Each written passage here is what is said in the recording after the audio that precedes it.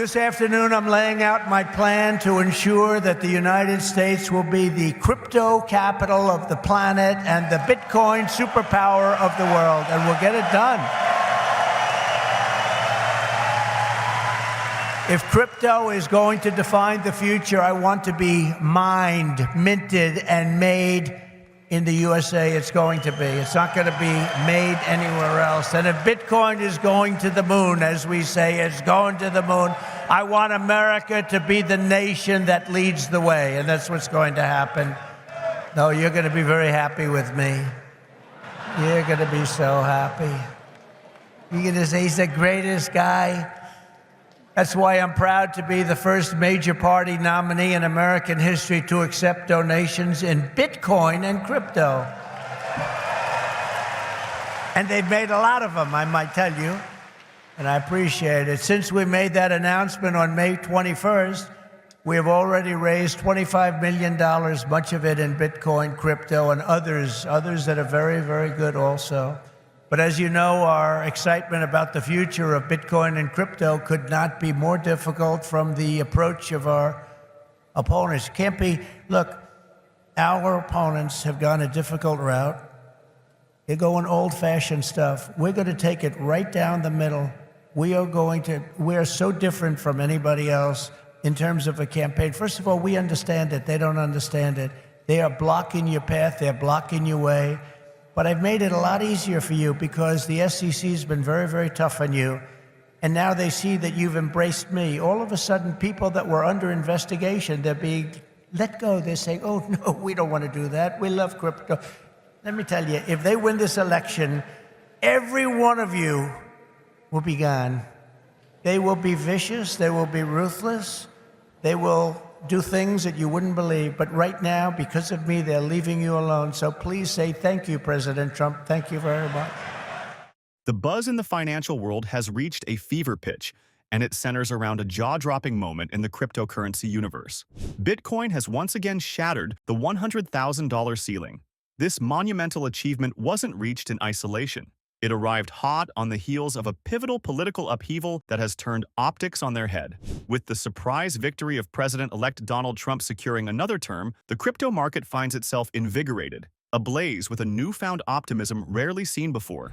Enthusiasts across the globe are not merely celebrating the sheer market valuation of Bitcoin. They are also heralding what this milestone represents: the onset of a potentially crypto-friendly administration that promises to redefine the rules of the game. In parallel with Bitcoin's triumph, Elon Musk's cherished Dogecoin has also surged remarkably, underscoring the speculative excitement spiraling around digital currencies currently shaking the financial markets. As esteemed crypto advocates step into influential government positions, the landscape seems to be shifting dramatically. This change holds the promise of paving a path for what might well be the most significant regulatory transformation witnessed in the cryptosphere's relatively short history. Welcome to Investocracy Crypto. Well, I mean, they're there right now. You have the SEC, you know what they're doing, obliterating Bitcoin. The reason could not be more clear because Bitcoin stands for freedom, sovereignty, and independence from government, coercion, and control.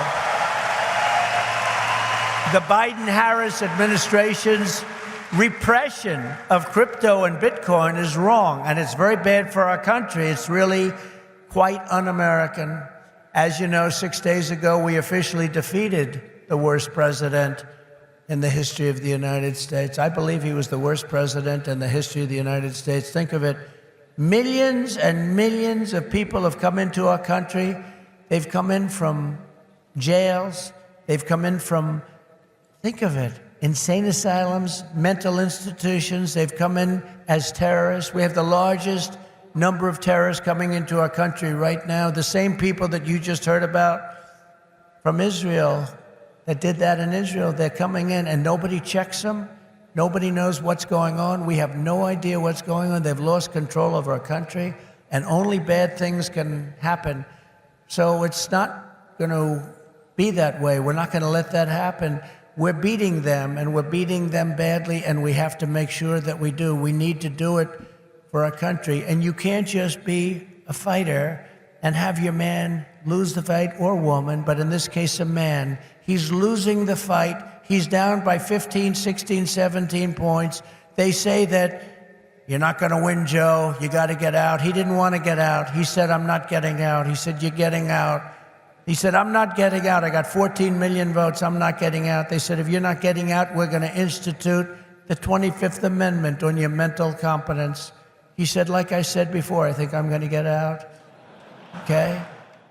The unfolding drama in the cryptocurrency world presents a tantalizing picture of exhilaration, delicately tempered with cautious optimism. As if scripted for dramatic effect, President-elect Trump has ushered in an unparalleled wave of euphoria within the crypto community as Bitcoin soared to new heights. This reaction has been fueled, at least in part, by the widespread anticipation of forthcoming policy changes that could spell favorable outcomes for the cryptocurrency sector. Eshwar Prasad from Cornell University has astutely observed the burgeoning belief that a Trump-led administration will introduce a regulatory environment wherein cryptocurrencies may not just survive, but indeed thrive.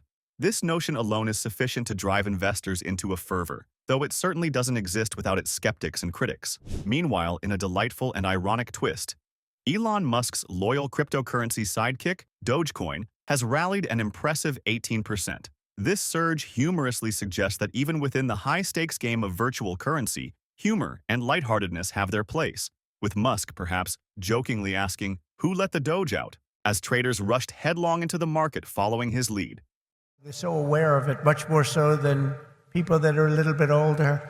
But I say this is the steel industry of 100 years ago. It really is. I think you're just in your infancy. I can see it happening. In just 15 years, Bitcoin has gone from merely an idea posted anonymously on an internet message board to being the 9th most valuable asset anywhere in the world. Can you believe that? Is that right? That's a big deal. Think of that. It's already bigger than ExxonMobil. Soon it will be surpassing the entire market cap of silver. It's not bad. How about gold? How about gold? Let's go gold.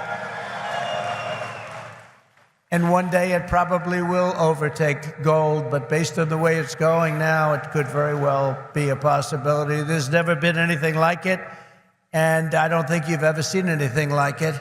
And most people have no idea what the hell it is. You know that, right? So what happens when they figure it out? That's going to really be something.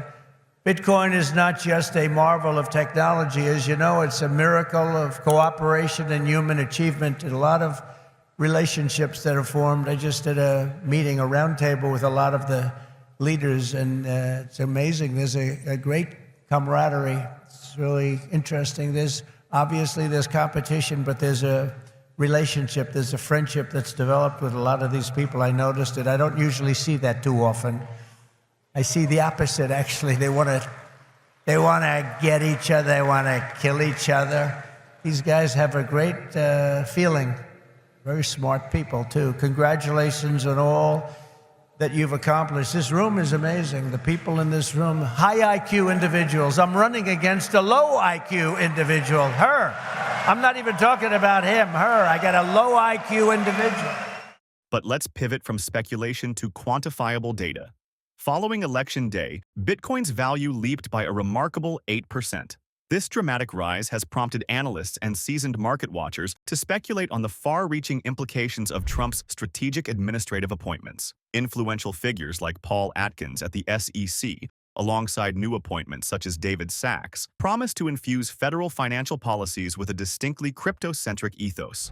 For supporters of cryptocurrency, this moment feels like a potentially pivotal opportunity to shape regulations that could further solidify the industry's standing, gradually transforming what was once viewed as a wild playground for adventurous investors into a legitimate and respected financial sector recognized on a global scale. Across the myriad landscapes of social media, an endless stream of tweets from enthusiastic crypto aficionados has painted an undeniably optimistic picture. Many laud the potential regulatory reforms as a clear sign of the U.S.'s impending growth as a global leader in digital currency innovation. This excitement dovetails with news of financial provocateur Justin Sun making headlines by investing a staggering $30 million into the Trump-backed World Liberty Financial. Such events beg critical questions. Are these shifts solely driven by regulatory speculation, or do they find motivation in tangible expectations of future profits? As the crypto industry grapples with its evolving identity, caught between the Wild West days of unchecked trading and a future potentially shaped by regulatory oversight.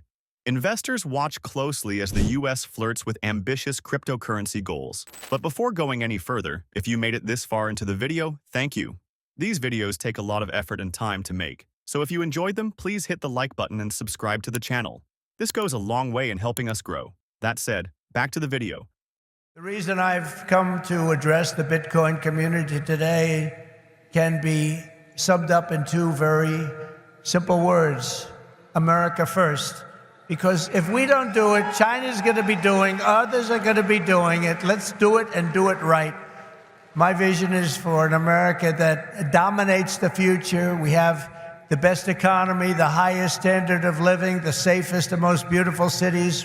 And by the way, when I say safest, our cities are going to hell right now. Our cities are going to hell. We're going to fix our cities. We're going to work with Democrats that have destroyed our cities, but we'll work with them, and we're going to get our cities back. We're going to bring our country back.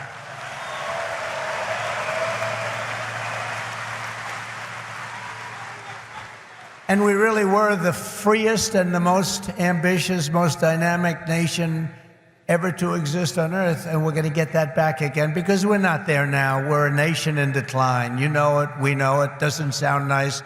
But it's okay, because we're going to bring it back. We're going to bring it back fast. Right now, it's embarrassing. It's embarrassing what's happened. Even today, when you look at what we just said, that would never have happened if they respected our country. If we don't embrace crypto and Bitcoin technology, China will, other countries will. They'll dominate, and we cannot let China dominate. They are making too much progress as it is. And we want them to be successful. I don't want China to be successful, but we have to be the most successful. That's what's gonna happen. I want the United States to be first in technology, first in science, first in manufacturing, first in artificial intelligence, and first in space. You know, at MIT, my uncle was a professor there, Dr. John Trump. He would have fit in with this room very nicely, actually. That's why I mention it. And I believe he was the longest-serving professor in the history of MIT. He graduated. We have a very intelligent family, actually. He graduated tremendously. I think he has 3 different degrees, but they said, "Would you like to stay on, John, and be a professor?" "Well, I've got a lot of offers," I assume he said, "but I've got a lot of offers." Well, he was there for, I believe, 41 years. When I was in the White House, the head of MIT came to see me, and they presented me with a book on my uncle. He was a legendary guy in the academic world and in the world of MIT. So I understand a lot about what you're doing, and I have great respect for highly intelligent people. And you are highly intelligent. America's destiny is to lead our rivals in everything and to surrender our industries to no one. Standing resolutely at this transformative crossroads, it's indisputable that cryptocurrencies have imprinted a vibrant, bullish mark on the contemporary investment landscape.